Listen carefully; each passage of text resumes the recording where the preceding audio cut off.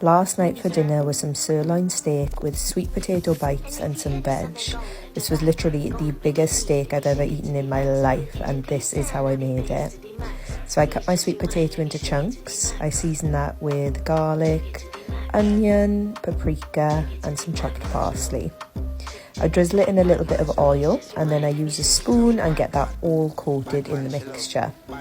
Then that goes into an oven dish and I put that in the oven at around 180 for around half an hour, pulling it out halfway through and giving them a mix. Then I start on my chimichurri, so I chop up some red chilies, some chopped coriander, some chopped parsley, some chopped garlic, the juice of half a lime, some salt, some crushed black pepper, some oregano, a splash of olive oil, however much you feel is necessary, and then you want to give that a mix to combine it all together.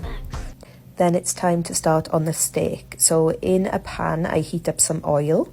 I put the steak in fat side down first and I let that fat get nice and golden, and then I cook my steak on both sides.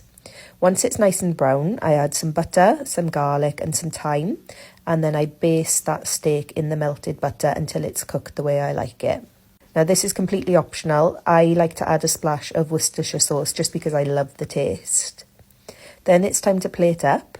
So I get my steak on a plate, I add my chimichurri to that.